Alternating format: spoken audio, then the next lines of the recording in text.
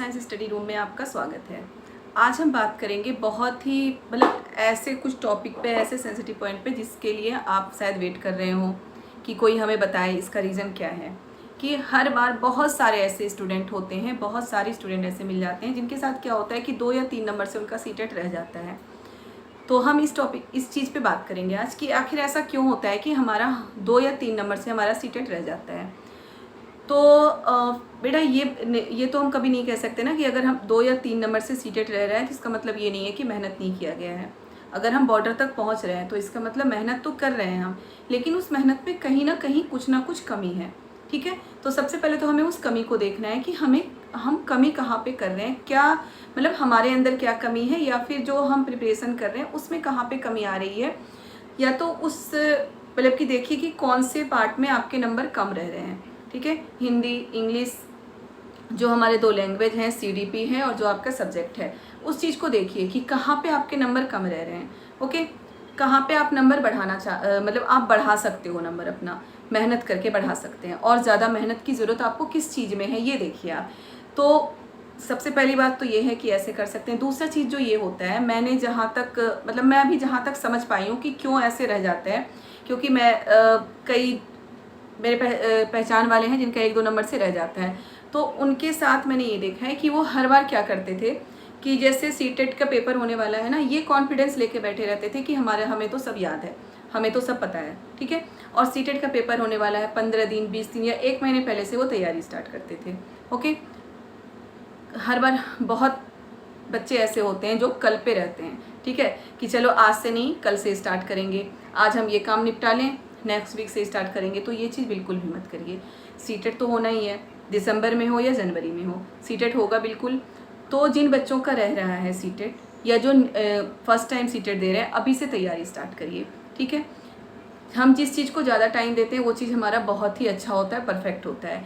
अभी से तैयारी स्टार्ट करेंगे, थोड़ा थोड़ा पढ़ना है हमें, बहुत ज़्यादा नहीं पढ़ना है। ये नहीं कि 3-4 घंटे अभी से हमें सीटेट में देना, आधा घंटा पढ़िए, आधा घंटा 45 मिनट, जो भी वीडियो आपको मिल रहे हैं चैनल पे वो वीडियो देखिए अब, आधा घंटा 45 मिनट। ठीक है, नोट्स बनाना शुरू करिए। मैं हमेशा ही आपको थ्योरी पढ़ाते हुए बोलती हूँ कि आप अपने हाथ से नोट्स बनाइए, क्योंकि हमें अपने हाथ से लिखी हुई चीज़ें ज़्यादा अच्छे से समझ में आती है और ज़्यादा अच्छे से याद होता है।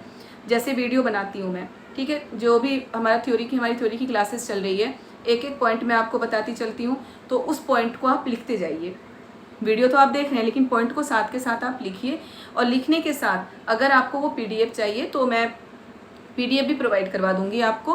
टेलीग्राम पे मेरे चैनल पे आप ऐड हो जाइए, उस चैनल पे मैं आपको पीडीएफ भी देती रहूँगी हर चैप्टर के, तो वहाँ से भी आप नोट्स बना सकते हैं। वीडियो देख लीजिए, जो भी हाईलाइट पॉइंट है, हाईलाइट है, उसके आप नोट्स बना लीजिए। पढ़ने का तरीका बेटा ये है, पहले तो तैयारी के लिए टाइम दीजिए।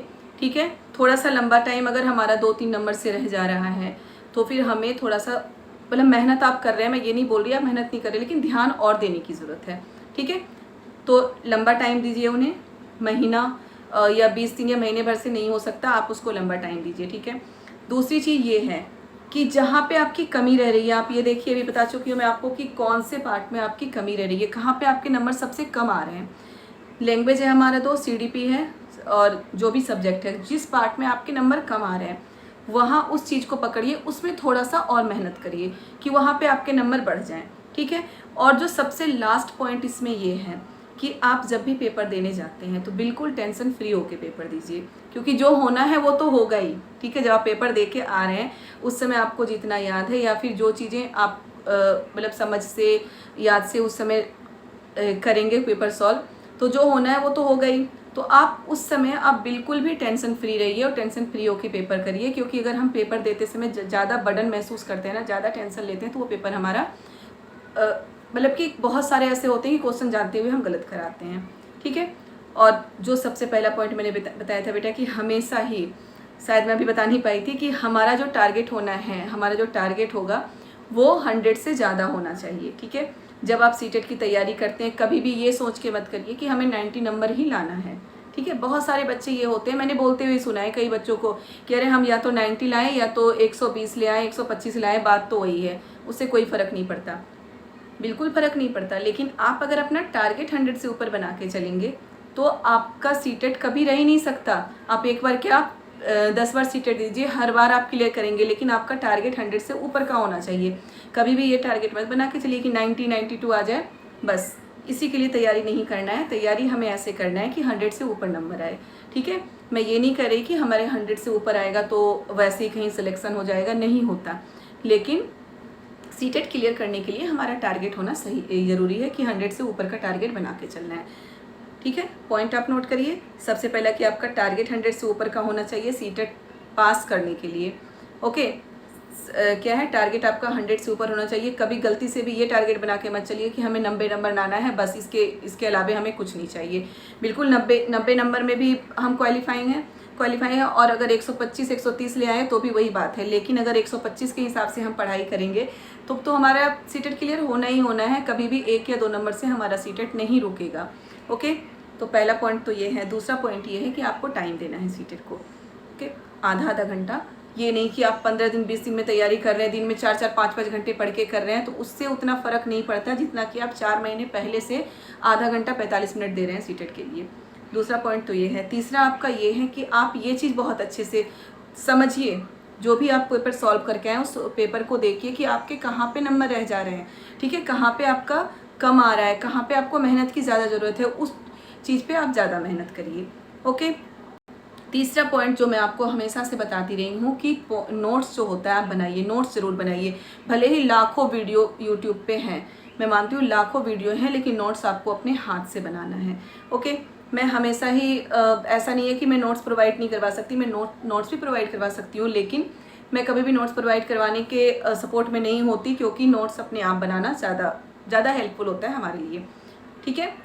तो आप पढ़िए, थ्योरी पढ़िए, कभी भी थ्योरी पढ़िए, उसके नोट्स बनाइए, ठीक है। उसका PDF चाहिए तो PDF मैं ज़रूर आपको अवेलेबल कराऊंगी टेलीग्राम पे। जो 5वां पॉइंट हमारा ये है कि आप थ्योरी ज़रूर पढ़िए। कभी भी सिर्फ प्रीवियस ईयर के चीज़ों पे डिपेंड मत रहिए कि प्रीवियस ईयर के PYQ करके हमारा सीटेट क्लियर हो जाएगा, इस पे आपको डिपेंड कभी नहीं रहना। हमें थ्योरी ज़रूर करना है, थ्योरी करने के साथ साथ PYQ भी करना है।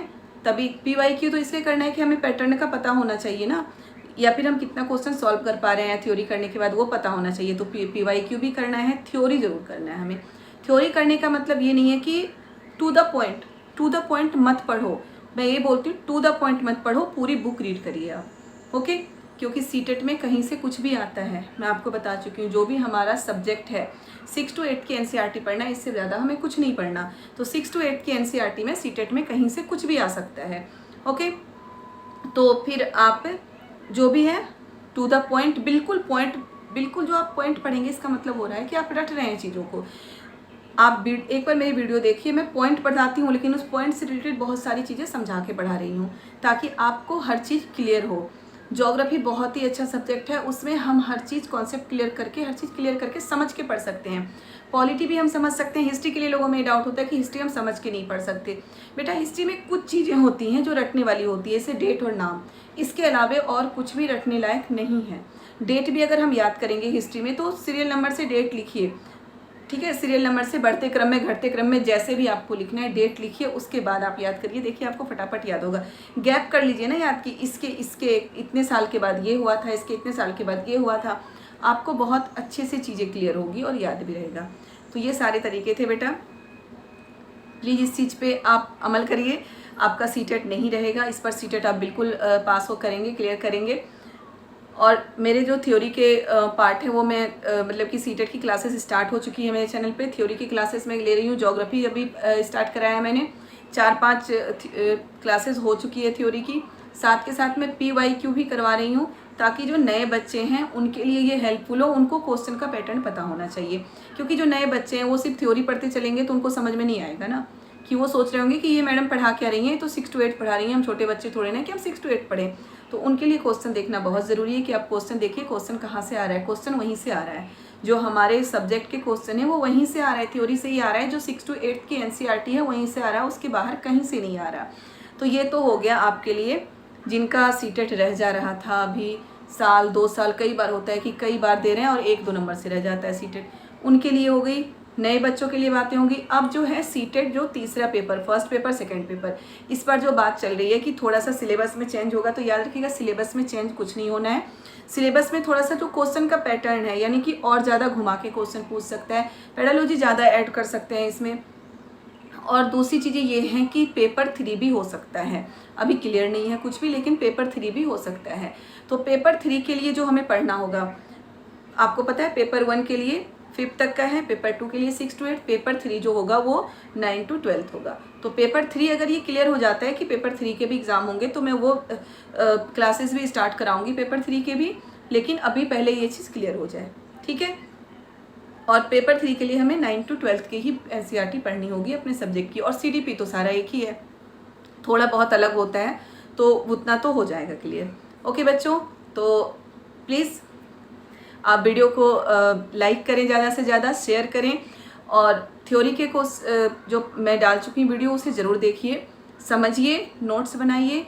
आपको अगर उसका PDF चाहिए तो आप कमेंट में मुझे ज़रूर बताएं, तो मैं आपको टेलीग्राम पे वो प्रोवाइड करवा दूँगी, उसके जो भी PDF हैं, ठीक है। तो जिन्होंने अभी तक चैनल को सब्सक्राइब नहीं किया वो चैनल को सब्सक्राइब कर दें, वीडियो को लाइक करें और ज़्यादा से ज़्यादा शेयर करें। Bye bye.